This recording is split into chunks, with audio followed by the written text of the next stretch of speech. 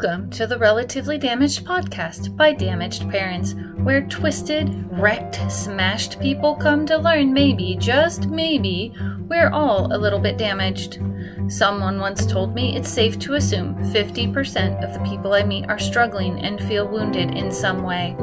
I would venture to say it's closer to 100%. Every one of us is either currently struggling or has struggled with something that made us feel less than. Like we aren't good enough. We aren't capable. We are relatively damaged. And that's what we're here to talk about. In my ongoing investigation of the damaged self, I want to better understand how others view their own challenges. Maybe it's not so much about the damage. Maybe it's about our perception and how we deal with it. There is a deep commitment to becoming who we are meant to be. How do you do that? How do you find balance after a damaging experience? My hero is the damaged person, the one who faces seemingly insurmountable odds to come out on the other side whole. Those who stare directly into the face of adversity with unyielding persistence to discover their purpose. These are the people who inspire me to be more fully me, not in spite of my trials, but because of them. Let's hear from another hero. Today's topic includes sensitive material which may not be appropriate for children. This podcast is provided for informational purposes only and is not intended as advice. The opinions expressed here were strictly those of the person who gave them. Today, we're going to talk with Elliott Vang. He has many roles in his life: father, son, husband, high-performance coach, funny man, and more. We'll talk about how life can be a slippery slope when you start skipping school, being smart isn't what it's all about, and being genuinely yourself is important. Let's talk. Hey, Elliott, welcome to Relatively Damaged. Hi, Angela. It's awesome. So awesome to be on your podcast and your platform. I'm just honored to be on with you. So I appreciate the time that you're giving me to come and share about my story and my journey. So yeah, definitely. I was reading a little bit about you earlier, and I was really struck by your dad passed away when you were 8, and your mom was severely limited in her reading. Yes. What was that like? Very challenging. I chuckle because growing up at that point, right, when all of that happened, I thought that I was smarter than my mom. I knew more than my mom. I was more educated than her. And so I was like, okay, I know better than her. She doesn't know as much as I do, right, at that point. And then later on, looking back, I was like, yeah, she may not have been as educated as I was, may not have known the English language as much as I did, but she has so much wisdom, right? She has so many years of life experiences that she can offer me, right? This wasn't until I got a little bit older and looking back and seeing that. So, but growing up without a dad was a real struggle. Like, it was challenging and it was hard. Now, as a male, I think that would be really hard. But you also had older brothers and sisters. There were a lot of you. How many were there? 9, 8? So there were 9 of us. Yeah, there were 9 total. But the 2 older ones passed away when they were young from malnutrition, right? They were born in Laos. They passed away at a very young age. I never got to meet them, but I still like to say that there were 9 of us. Of course. They were part of your family. Yeah. So you were, what number were you? You were number 6. Number 6. So number 6, I'm thinking that there were not 5 girls in front of you, that there's got to be a male in there somewhere. Yeah. So the 2 older ones are my 2 older brothers who passed away. And then the 3 that are right older than me, I have 2 older brothers and an older sister. Okay. So there's still 2 older brothers and a sister. Yep. Okay. Yep. And then you've got some younger than you. Yes. I have 2 younger sisters and a younger brother. Nice. Now, those older brothers, did they pick up some of those fatherly roles for my you? Oldest brother did, yes. Not necessarily for me, but for the family, right? Because a little bit, my dad was the breadwinner, my mom was the homemaker. She didn't know the language well. She wasn't working. So my older brother took it upon himself to go get a job and have money coming in, income coming into the family. But that was hard, right? I was 8. My brother who's just older than me was 10. And then the oldest brother was 14, right? So even then he had to wait 2 years before we could go get a job. So it was a real struggle and real challenge. And we grew up poor and we were in poverty. And there were 7 of us that lived, right? The 7 kids plus my mom, right? So there are 8 of us total. We lived in a 3-bedroom place, right? So we all kind of just fit in where we could, kind of thing. So it was a struggle. And were you already all in the States at that point? Yes. So we already been in the States. This was probably about 10 years, roughly 10 years of my family moving to the States. Okay. It was my mom, my dad, my 2 older brothers, and my sister, my oldest sister. They moved to the States. And then that's when my mom and dad had me and my 3 younger siblings. Okay. Mm-hmm. So your brother's 14 when dad passes away. Yep. And you guys are immigrants. Were yep. there I'm assuming there's no other family around, neighbors how did you guys do that? Yeah, I don't know, right? Because I was 8, and when you're 8, you don't know anything, right? You just go with the flow, and whatever happens. And yes, luckily there was family that was near, right? I had my uncle, who's my dad's brother. He didn't live too far from us. My grandma, who was my dad's mom, and my aunt, they didn't live too far from us either. So that helped with the babysitting and the grieving of the loss. But it was a tragic car accident, right? So it happened. Nobody expected it. It was sudden when it happened. My mom wasn't even able to get to the hospital to get to talk to him, have any last words, right? It just happened so fast. And me as a little kid, as an 8-year-old, I was like, oh, what happened? I don't know what happened. Oh, my dad passed away. Oh, my dad is not coming back, right? But it didn't hit me like, this is it. I'm not going to see my dad anymore.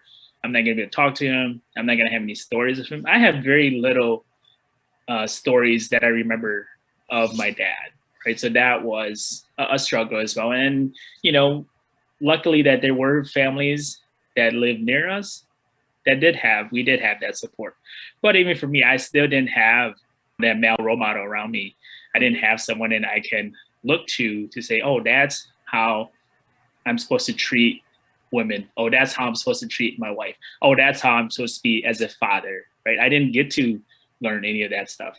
So even though Uncle was around, he wasn't able to come in and take on that fatherly role that you needed.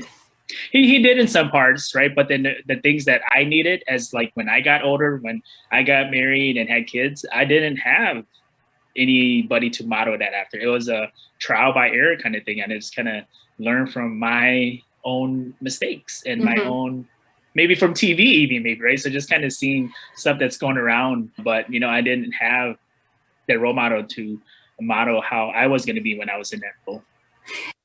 Do you think that made it harder in elementary school and junior high and high school, growing up without that father figure? Like, did it impact that? Yeah, very much so. Very much so, because my mom held us close to her chest, right? She didn't, I would say, hey, Mom, I'm going to stay at the school because we're going to walk to my friend's house after school and hang out, right? Elementary. No, you can't. You need to go to school, come straight home. Well, all my friends are going. Why can't I go? I'll just go and then you'll come pick me up. No. You can't go. You need to go to school, come straight home, right? That kind of thing. And it's like, here I'm struggling with that. Why are my friends getting to go hang out at somebody's house? And they're here. I want to do that, but I'm not able to. And even staying after school and participating in extracurricular activities. No, go to school, come back. Go to school, come back. But I want to be able to play this sport, or I want to stay at the school and be a part of this activity, this club. Because my mom held us very close. Because later on, right, I asked her, it's like, Mom, how come you never got remarried? You were young, you were beautiful, you had that chance, that opportunity. She just said she's heard of horror stories of integrating families like that. Because she had 7 kids, bringing in a stepdad and not knowing how he's going to treat the kids or how the kids will react to him. So she didn't even want to test that out. She just said, no, I decided I wasn't going to do that because I didn't want to put my kids through that. I just wanted to be able to raise my kids on my own and do the best that I can. And she did, right? She did a phenomenal job. Like I said, we grew up poor, we grew up in poverty, single mom, second grade reading level, but still able to put 6 of her 7 kids through school, get their college degree. I mean, just looking back at that, I was like, that's phenomenal, right? I was like, my mom is my hero when I look back at it, like, how does she even do that? You know, here I am with 2 of my kids and I'm struggling. and she has 7. I'm like, so yeah, the real panic of having kids, right? Correct. It's hard. Yeah. Yes, because there's no manual for it, right? So no, don't you wish there was though? Oh, page 36 says I need to do X, Y, and Z. Done. But that's the great thing about human beings. There can't be a manual because we're all so unique and different in our own ways.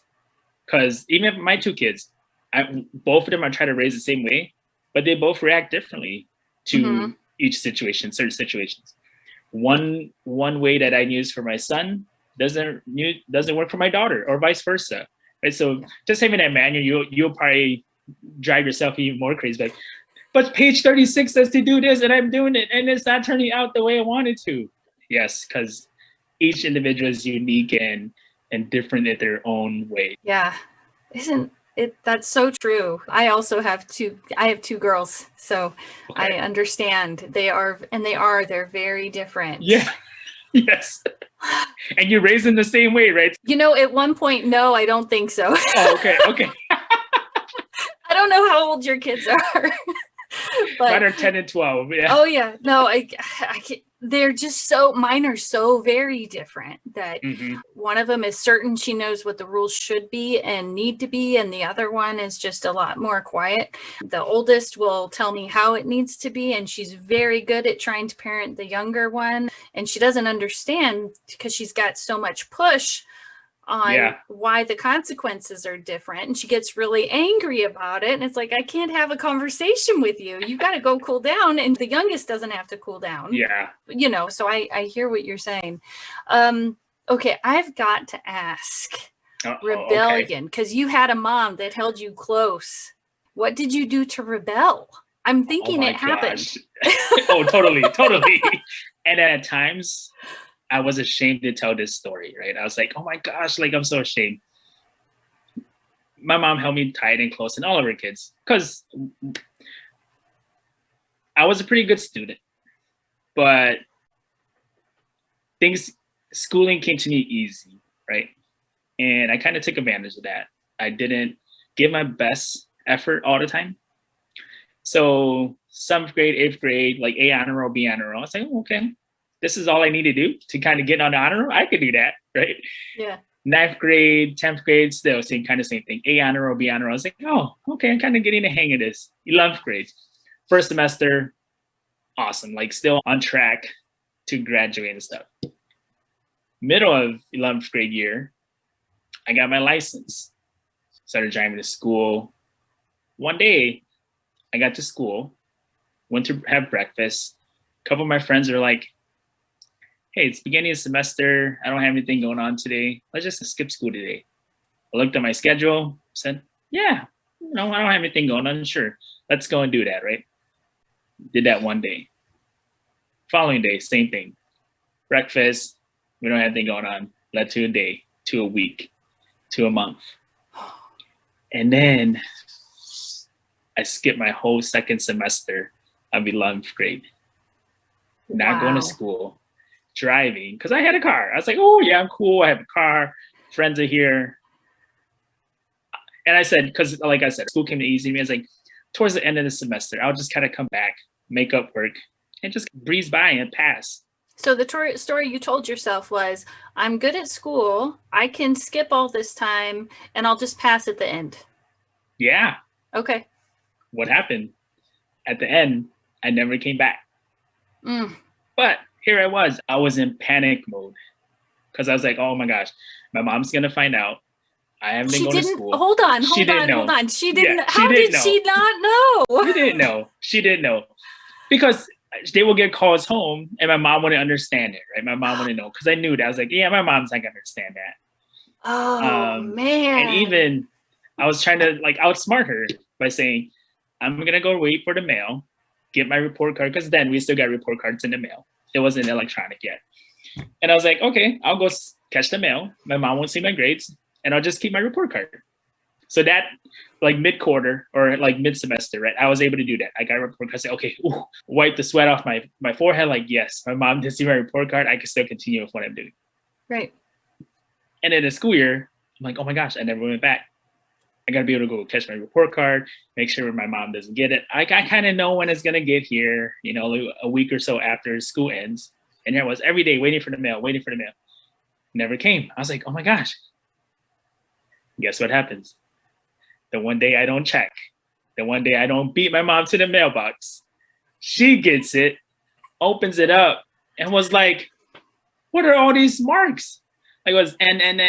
I was like, I didn't have an answer, right? Here was just stressed out, anxiety level high.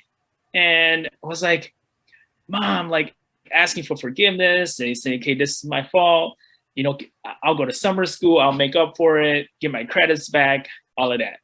So tell me this, when you're panicking, like before you keep going, but is your heart pounding? Are you sweating? Are you like, is your mind racing? Like what's happening inside of you in that moment?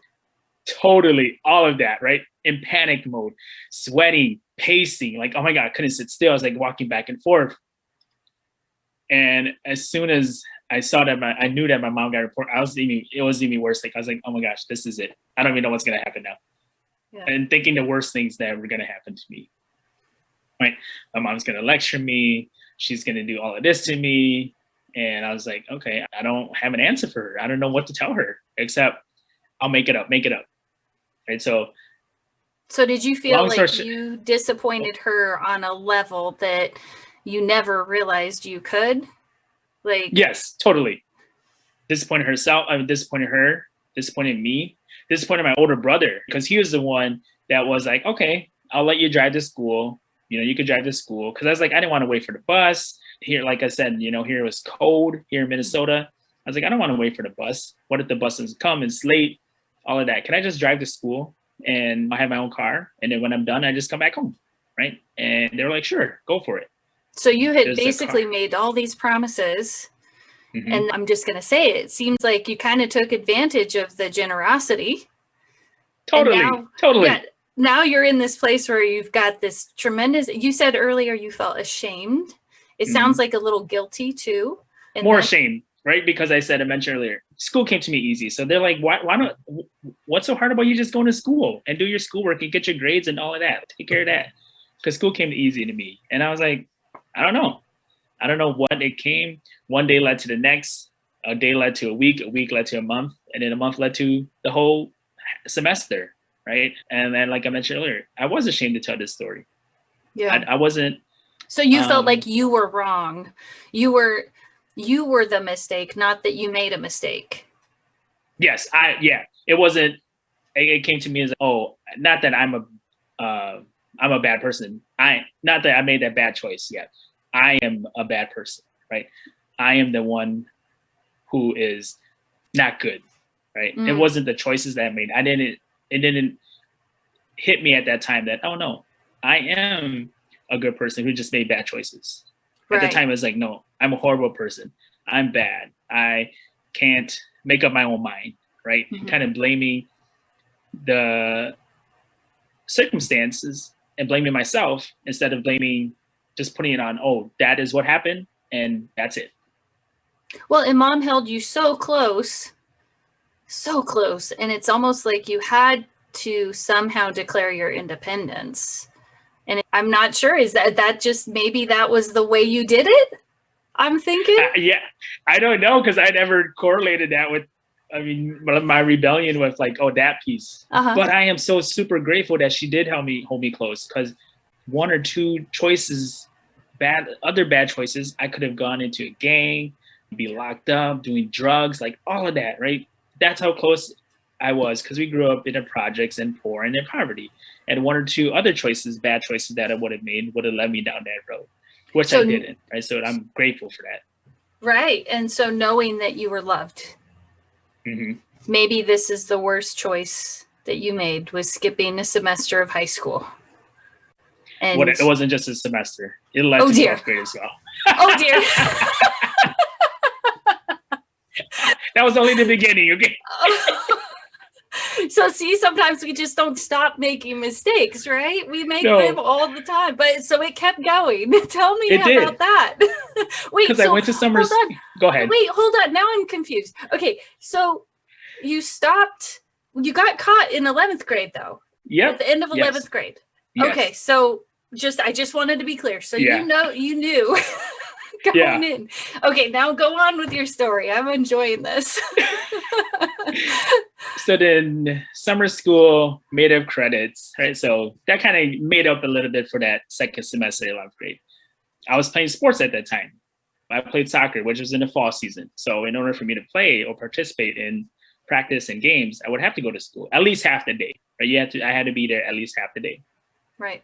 So starting in 12th grade, I was skipping some still, but attending most of the classes because I knew I was like, I had such a love for the sport. I was like, I need to go because I want to play. This is my last year. I won't be able to play anymore. So fall semester of 12th grade was decent.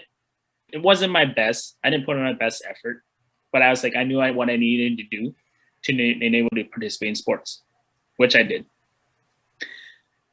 And then right after the season ended, back to where I was in skipping classes. I was driving again by then because I needed to drive to go to stay after from practice, not have somebody come pick me up.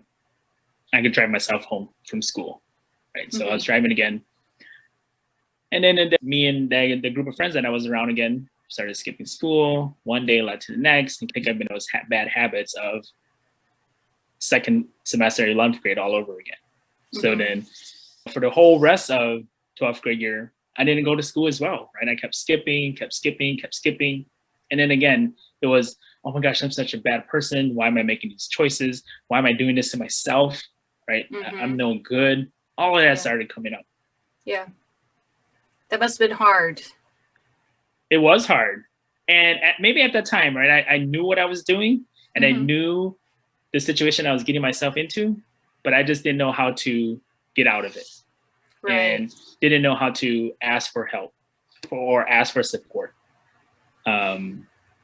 So I just kept going. I was like, okay, I'm just going to keep doing this because I don't know how to get out of it. I don't know how to get myself out of this situation.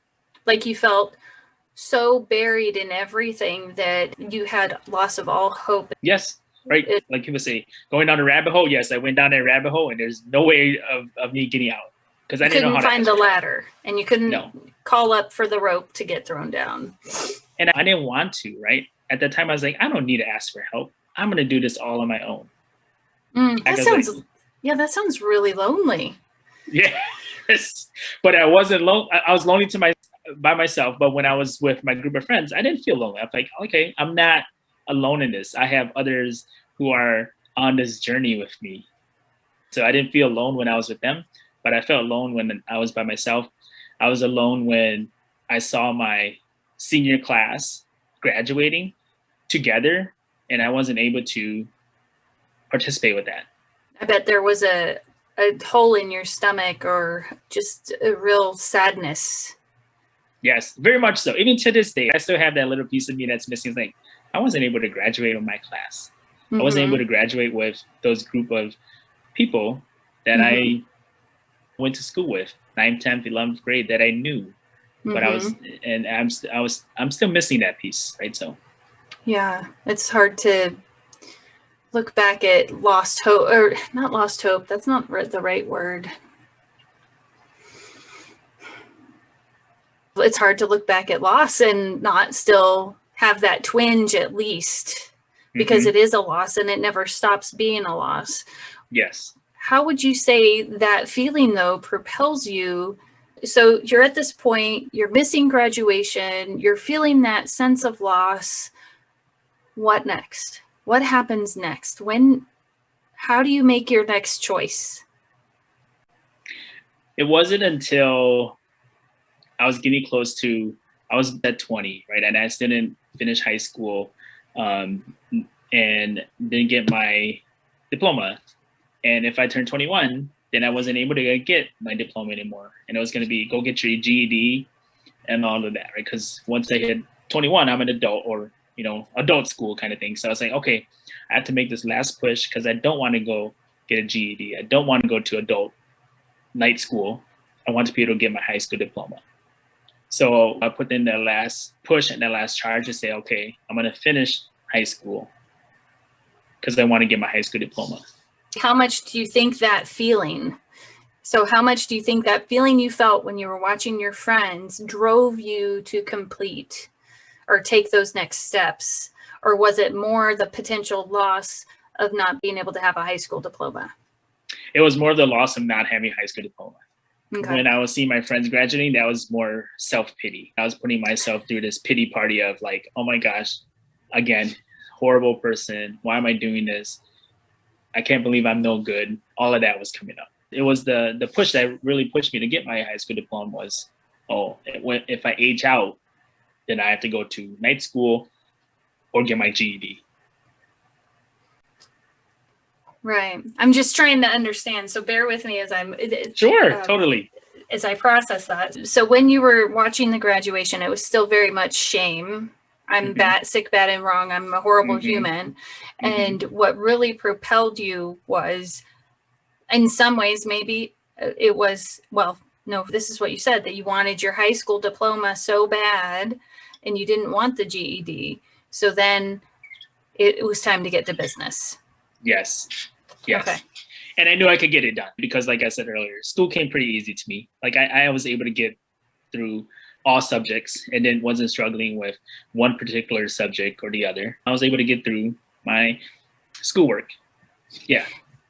And so how about the people you surrounded yourself with after that? Because you had those friends that you were skipping school with. I'm not sure what happened to them, but you're in school trying to get your diploma. Did you surround yourself with different types of people, or what happened there? This is when I was more independent. I was on my own because I knew I needed to do this for myself, and wasn't sure of who to surround myself with. It was my family at that time.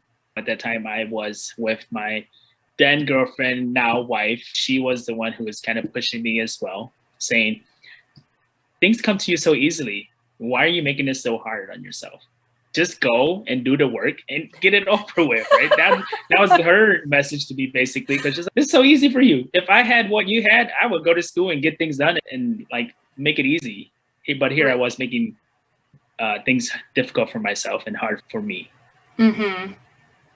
Sounds like you found people who were able to call you on it a little bit, right? Yes. You're like, hold on, I see your capacity. What's up? Yeah, one piece that I left out when I started all of this skipping school and stuff was, I was in these classes, these college level classes, challenging classes, and a group of friends that I was around were not in that class with me, right? So even when I was in there, I was like, oh my gosh, I feel alone in a way because of my friends, my close friends weren't in those classes with me. So then that was another piece where I was like, okay, if I could just be with them more and do things with them more, then we could build that connection. So that was another piece that led me to saying, okay, I'll just kind of skip school here. And those were challenging classes. I think that was the word you just used, was challenging. Yeah. So I'm going to make the assumption that when you were there, it was hard. And if you're already feeling alone in the class and it's hard and you can't depend on other people, I mean, you couldn't go to your close friends and say, I need help. You had to go to someone maybe you didn't know, maybe is a little more uncomfortable. Do you think that might have had some impact on what you chose to do? Yeah. Yes, it did. Because a lot of those students that I was in class with, they lived nearby. They walked to school. They were able to stay after and do that, right? Oh, like work with the teachers? Yeah. The friends that I lived with that were close to me, we took the bus. We lived further away from school. We weren't able to stay after and walk home kind of thing, right? So that did play a role in it, a part in it. I wouldn't have thought of that until I just asked. But it just kind of hit me that was a possibility. Yeah. That even when you have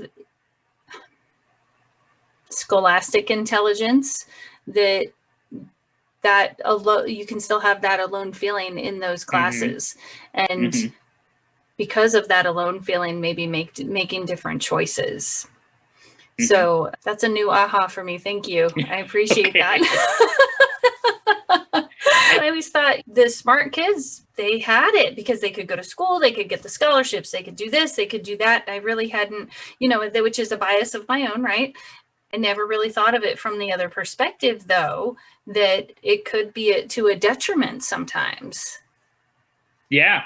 And also another piece was those other students that I was in class with didn't look like me, right? And then I felt I didn't want to feel inadequate by asking a question if I didn't know something. So I was like, okay. And I didn't want to stand out that way. And for me, when I was younger, a lot of the stuff that I was told was like, hey, just fake it until you make it. Right. So that's what I was doing at that time. I was faking it. And if I didn't know something, I didn't ask. Like I said earlier, I didn't want to ask for help. And I didn't want to seem any less knowledgeable or less smart than the other students that were in class. Because one, I already stood out by the way I looked, right? And then I don't want to stand out again by saying, no, I don't know that. I struggle with that concept or that theory, right? Can I get some help here? So that was another piece too. And I was like, oh, that was hard for me. Okay, question. When you were in those classes, okay. This just really intrigues me. When you were in those classes, were you called, like, did the teachers call you to the front of the room and you'd have to, for instance, solve a problem, and if you get it wrong, it's back to your seat and the next person comes up and tries to solve it? A little bit of that. It wasn't, okay. Yeah, there was a little bit of that, but that was easy for me, especially like that math, right? Math really came super easy to me. Like math, I understood the concepts. If I didn't know something, I could look at a problem and have the teacher go through the example and I'll get it. Because math is it's black and white, right? You either get the answer right or wrong, because you kind of work your way backwards and kind of say, oh, I made a mistake here. I missed a sign here, a number here, kind of thing. So math came pretty easy to me. It was more so the reading and the writing piece, right? I was in these challenging courses and classes, and if I read a word or I didn't understand a definition, then I just kind of pretended like I knew it and just kept moving on instead of, can you elaborate or can you expand on this, or can you define this in different words for me so that I can understand that piece? That was what was more of a struggle for me to comprehend and ask for help there. I think that sounds like a struggle that's hard for a lot of people to say, hey, can you elaborate? Or I don't understand. I'm not totally certain why. We don't, but a lot of people don't say, wait, hold on, I'm not certain I'm getting this. Let's try again. And I wish more people would know that it's just a process. Totally. We're complex. I don't know. I know the answers for me. Yeah. I don't know the answers for you. And even after talking with you for a long period of time, I still won't know the answers for you. Even if I had been your mom or your siblings, I'm still not going to know. So do you think, how would it be different? How do you think it might have been different had you been born in a different culture or with money? Or maybe if dad had been around, how do you think that would have made it different? I think it would have been a lot different, right? Just being able to have my dad there and having a male role model to say, hey, it's okay to ask for help. Or it's better for you to ask for help than struggling it or going through it on your own. Right? I didn't have anybody that was telling me that when I was growing up. So now I look back at it, I was like, I want to be able to give that to my son and my daughter and let them know, you're not going to know everything. You're right. It's okay to ask for help. Are you going to struggle on this for the next 5 hours? Or if you don't understand something, yes, dad would say, try it first. And then let's find some resources or find other ways for you to ask for help. Because we didn't just want to, I want to tell my kids, I don't want you to ask for help right away, because I want you to try, especially schoolwork. Try it. If you don't get it, then you can ask for help, right? Because I want you to be able to work through it. Because sometimes you work through it on your own, like, oh, I saw what I did there, and you just go back and fix it, right? So yes, having my dad around would have been a big plus, right? He would have been there to help model things for me and walk me through stuff and guide me through education. Because my dad was more educated, went through schooling, right? So he knew the language and would have been able to help in that aspect and that piece there. So when you're working with the kids and you tell them, try and figure it out first, and then they don't, and then they come to you, is it more of a collaboration, or how do you help them so that they learn that it's a team or a community and not a independent task? Yeah, so when they come to me and they'll come looking for answers, I won't give them the answers. Right? I'm like, no, I'm not Google. I'm not here to give you answers. I'm going to guide you to find the answers, right? Because I want you to figure it out on your own and have that aha moment for yourself. I don't want you to come and ask me, Dad, what is 1 + 1? And I just tell you it's 2, right? And say, no, I'll work with you to find out different strategies to help you find out the answer. Yeah. And do they get mad at you? At first they do. Can you just give me an answer? I was like, no, I'm not here to give you the answers, right? I'm here to help guide you to find the answers. And we approach it from that way. And I love to use, because I grew up playing sports and I love sports, right? So I use sports analogies with them about, hey, we're on the same team. We're trying to accomplish the same goal. We're going to work together here, right? Your teacher's the same way, right? There are teachers on your team, because sometimes they get frustrated at teachers. Like, oh my gosh, this teacher did this and did that. I didn't understand. It's like, why didn't you just ask your teacher to help explain it, right? Go and see your teacher for help. Ask your teacher for this. Because if you don't ask for something, they're not going to know what you want or you need. They can't read your mind. We're not mind readers here. They're not going to read your mind like, oh, Elliott needs this or he needs that. No. In order for you to get what you want, you're going to have to express it and say it out loud. Yeah. And you said what, they're 10 and 12? 10 and 12, yep. So a 5th grader and a 7th grader. Okay. So they're learning. Yeah. Oh, that's a hard age. Especially 7th grader, right? Because now classes are getting a little more challenging and homework's a little more extensive. It's not a quick one worksheet kind of type deal anymore. It's like a 2, 3, 4-step process kind of thing. Right. So, are they different classes in 7th grade where you guys are at? I'm not sure how they. Yes. So 5th grade is still elementary here, and then 7th grade is middle school. Yeah. Okay. Yeah, that was, and that the oldest is my son. Yeah. Okay. And he loves sports too, like you do? He does. Yes. Is soccer also, or? He likes all. He's played all kinds, like soccer, football, basketball, baseball. He likes them all. Nice. And that's good, right? I was like, hey, just keep trying all of these other ones. See which one that you like really sticks out for you, and then we could get more zeroed in on 1 or 2 as you get older. Nice. Okay, so back to graduating. I don't want to leave that. I don't want to leave your journey unfinished. When you finally graduated, what was that? What did that feel like? You had all these challenges along the way. You worked really hard to get there, and finally you're graduating.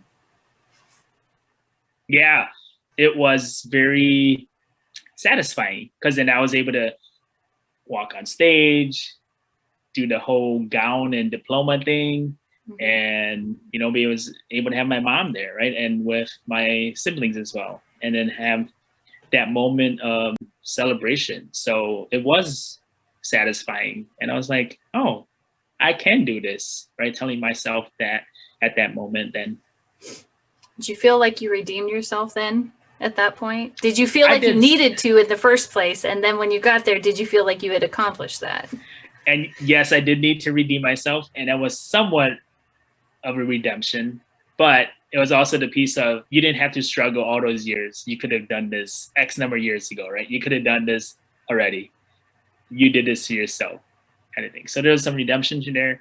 And there was also pieces that people were telling me, you did this to yourself. You made this difficult on yourself. So it sounds like there's this huge success that's overshadowed still by some pain and suffering. Yeah, there was still pain and suffering there. That's hard. Because I was hearing it from my loved ones, right? The people who were closest to me, and they were telling me at that time. Ouch. I'm sorry. Mm-hmm. Because to me, that's a huge success, and you did your best. And that's why when I first shared, I was shameful of telling this story previously. But now I'm like, no, this is my story. I'm owning it, okay? And I'm out there to share it with whoever. And if it resonates with you, great. Because here I am telling people, I was like, okay, this was who I was at that moment. But it's not going to define who I am now or who I'm going to be in the future, right? So I was like, now I could tell the story with no shame, none of that anymore. Because I'm like, it's my story and I own it. Do you think you could say that you are never those choices, you just made them? Do you think you can get to that point where it's okay that you made those choices?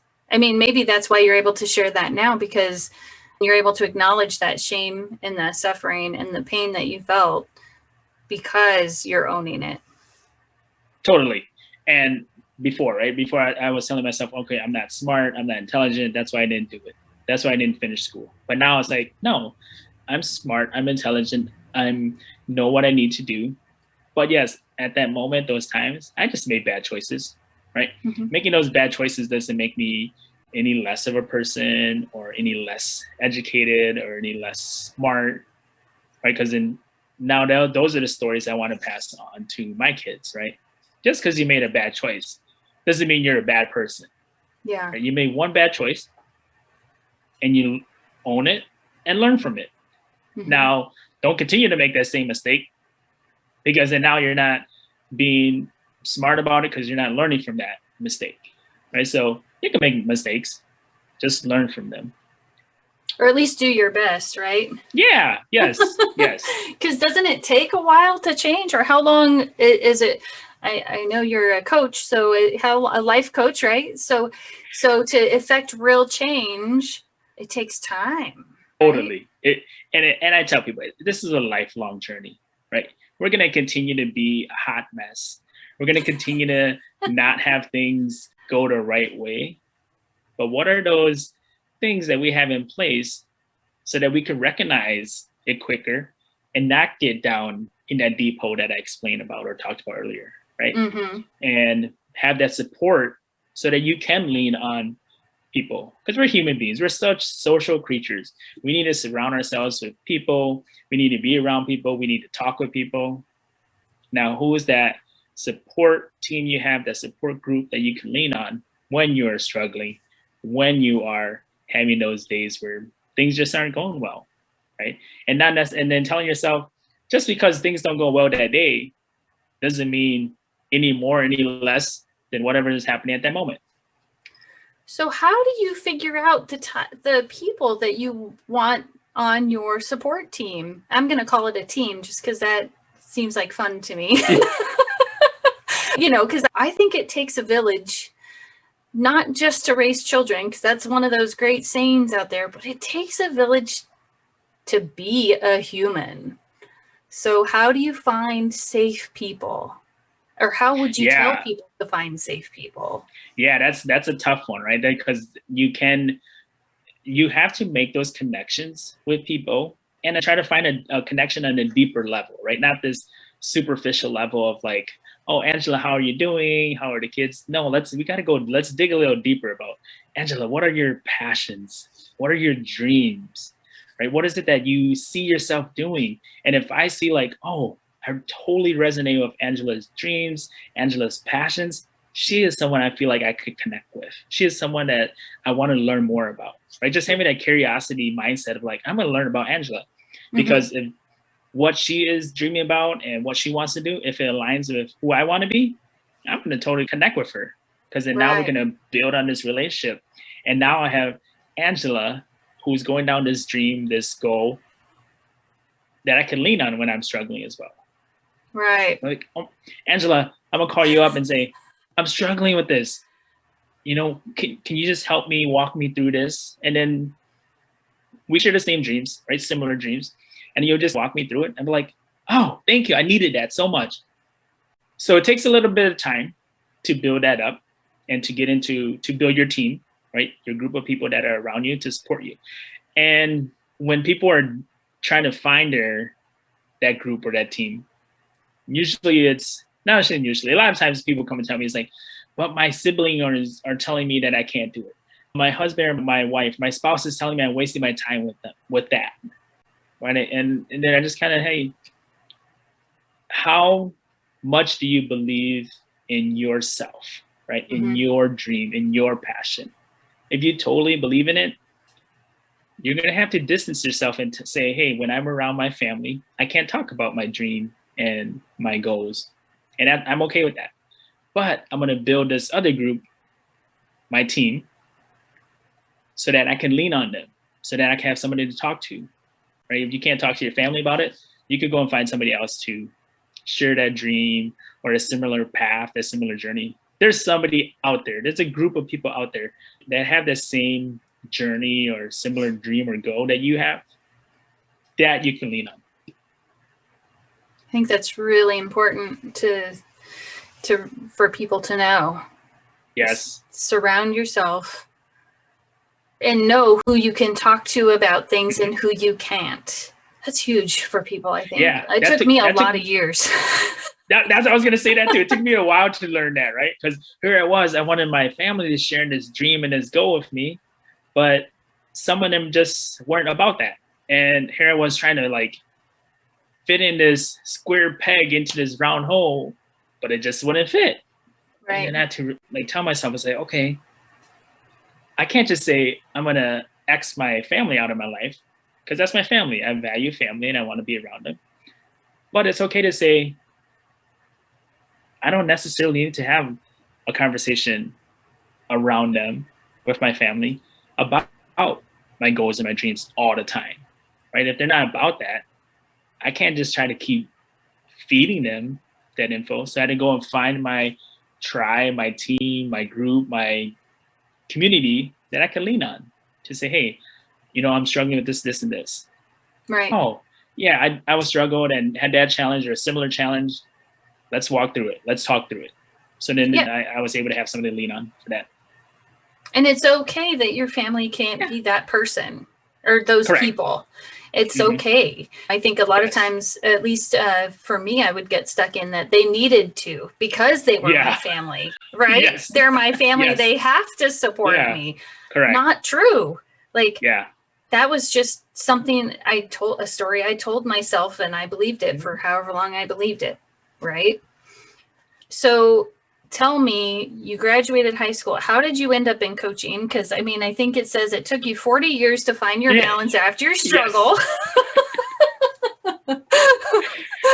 And that's another thing too, right? Because here growing up, it's like, oh, your 20s, you're supposed to graduate college, your 30s, your career, you're loving it, 40s, you're working towards your retirement. And, it's like, that's not me at all, right? So finished high school, went to college, right? Was able to go to school. Even like in school, I didn't know what I wanted to be. I didn't know what I wanted to major in. I was like I told you, I'm good with numbers. I'm good at math. I'll go to accounting. Started majoring in accounting. I was like, oh, I can't see myself doing accounting work for the next 20 or so years. You seem too social for that. Yeah, so I know. So that's what I thought. I was like, I can't sit behind a desk, work with numbers. I was like, no, so I went away from that, right? But I didn't know what I wanted to do. When it changed it over to communications, communication is a lot better. But even with that, I was like, what can I do with my communications degree? I don't know what I can do with my communications degree. So even after graduating college, I was jumping from job to job. And I knew that there was something more for me, right? But I just didn't know what it was. I didn't know how to find it. And was kind of like sleepwalking my way through life and just kind of going with the flow. And again, here it comes up again, right? Telling myself, I'm in my 30s. I was like, how come I'm not further along than where I am now? I should be further along. I should be doing this. I should be doing that. I should be having this in place already. So struggling with that. My marriage was not good at that time, right? I had my kids, my kids were, I was on the brink of like losing my relationship with my wife and my relationship with my kids, because if we would have split up, the kids would have been split up however way, right? I wasn't going to be around them 100% of the time. And that's when it really hit me. And I was like, oh my gosh, I need to keep searching and digging. And I fell upon coaching. It wasn't like I was seeking out coaching, because at that time I didn't know much about the coaching industry, but I was telling myself, coaching is for people who are in crisis mode, people who need super help, people who are stuck where they're at, right? And telling myself, oh, that's not me. That's not who I am. I got things figured out. I know better. And it wasn't until I was at a live event. My wife and I went to a live event together. We sat apart because we said we were going to share with other strangers and meet other people. I shared within this small group and just shared openly and didn't put any judgment to what I was sharing. And then after sharing, a group of 5 or 6 of us, one lady pulled me aside and said, Elliott, I just want to tell you that you're the most inspirational person in this room. Out of thousands of people, right? Coaches, authors, speakers, you name it. People were there. And I was like, telling myself, who, me? Like, out of all these people, you're telling me that I'm the most interesting? I was like, and I just asked her, I was like, why? She's like, you were authentic, you shared openly, and you just being yourself. And here I was telling you, I like to have a sense of humor when I talk, right? So I was sharing a sad story about my mom and my dad and my upbringing, but put some humor in it, right? And she was just like in awe of what I shared. And I was like, wow, out of all these people, she thought I was the most inspirational person. So she was my champion. She was the one who helped push me over the edge to get into coaching, because at this live event, the person running the live event offered a coaching program. I was like, boom, signing up for that, right? Taking on that, and I'll do that. But even when I did that, I still had that fear, right? I had the fear of not knowing what's going to happen next, because I didn't know much about the coaching industry. Fear of success, fear of, oh my gosh, what if this is what I wanted to do? How Wait, would hold on. I? Elliott, you said go ahead. Fear. You said fear of success. Yes. Can you elaborate on that for me?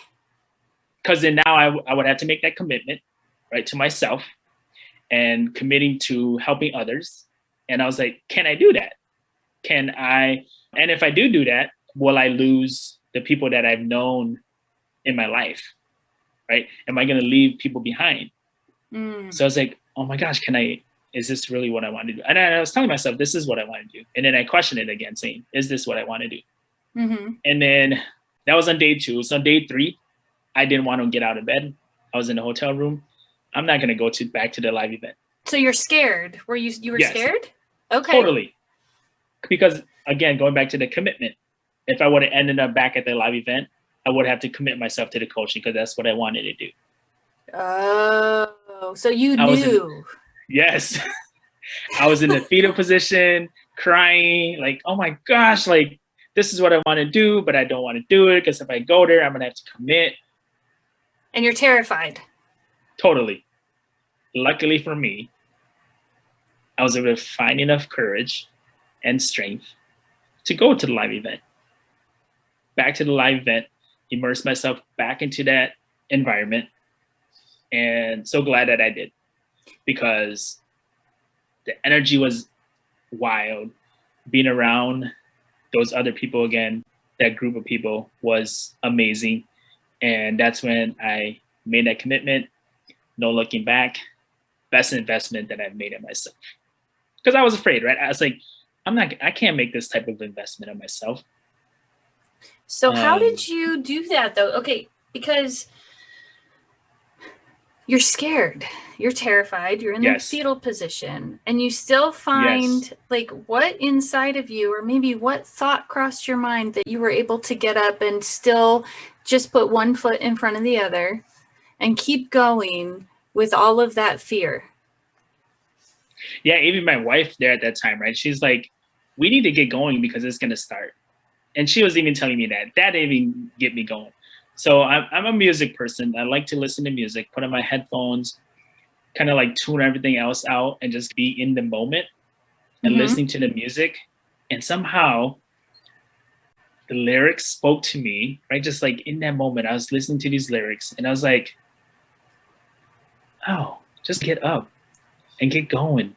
I just kind of start moving. So I slowly started getting dressed and just telling myself, just kind of walk there and see what happens, right? Just kind of immerse yourself back into that environment and see what happens. So luckily that I did go, because here I am now, right? Or else I wouldn't be where I am now. So I'm super glad that I did go and no looking back. And I just love what I get to do and love what I get to share with people. Yeah. Well, Elliott, I am really grateful to hear your story and for you to really walk through the emotions of the tough things. And even when you were at in that pit of despair and you're terrified and you're knowing which way you want to go in your life, but you're still scared to death, and how you managed to keep going. I think that's a gift to give, that you are able to give others, in letting them know, it is scary. Thank you. It is scary, but we don't need to know everything that's going to happen on the other side, right? It's like, you don't need to know what's going to happen. If you truly feel like this is the right move for you, take action. And if that action doesn't end up in the result you like or you want, then fix it, right? We could change it, adjust it, learn from it, and then pick up and go, right? But then the key is just to keep moving, right? And it might be baby steps. It might be A to B to C, and then you might see a bigger jump from like C to like G or L or something like that. But every step's not going to go A to M to Z. No. Right. Just like when we read books, it goes chapter 1, 2, 3, 4, all the way ever how long. Right? We don't skip from chapter 1 and read chapter 10 and read chapter 15 and then done. Right. So sometimes this takes baby steps and those gradual steps, and just keep moving. Well, thank you so much for coming on the show today. I love your story. I really do. I think it's absolutely amazing. Well, when I read the title of your podcast, like, yes, I am relatively damaged, but I'm not, that doesn't define who I am, right? And I wanted to come on, share and let people know, hey, you're not alone in your journey or your struggle or your challenge. There's someone else out there that is going through what you're going through. And you can lean on them and find that group of people, your team, so that you can have that support, because we all need that extra support. We all need that extra push. Because I can say I'm a coach, but I'm still a hot mess. I don't have everything figured out. Right. But recognizing it quicker, right? Finding habits so that you can recognize it quicker, so you don't go down that deep hole. Yeah, because aren't we all relatively damaged? Yes, we are. I totally agree with that. Thank you for listening to this week's episode of Relatively Damaged by Damaged Parents. We really enjoyed talking to Elliott Vang about how he found his value and his purpose, which changed his life by simply speaking his truth and finding the courage to follow through. We especially liked when he acknowledged he's relatively damaged too. To unite with other damaged people, connect with us on Instagram. Look for Damaged Parents. This podcast was sponsored in part by Arches Audio. We'll be here next week, still relatively damaged. See you then.